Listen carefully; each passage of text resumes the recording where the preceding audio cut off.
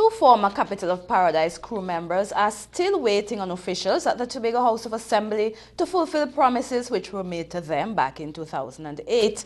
Tonight, we bring you the challenges of Mr. Wayne Jack and Mr. Walcott George. It was in 2011 that we brought you the plight of former Capital of Paradise crew member Wayne Jack as he struggled to retrieve his former job at the Division of Sport after he left the fishing vessel.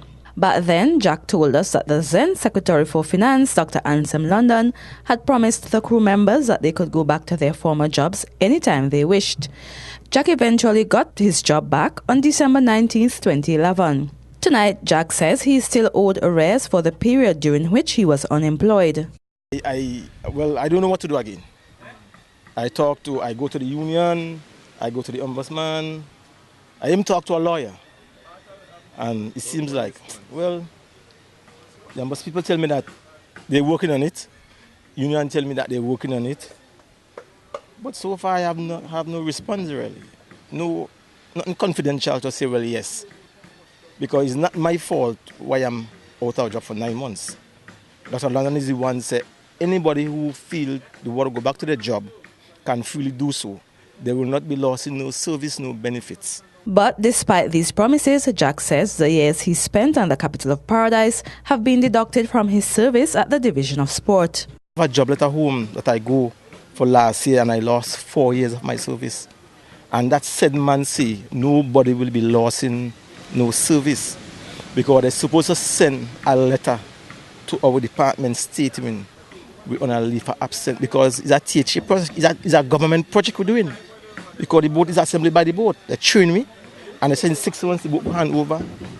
And so it's a government project. Meanwhile, another Capital of Paradise crew member, Walcott George, is still awaiting the day when he would be able to return to his job as a charge hand at the Division of Infrastructure and Public Utilities.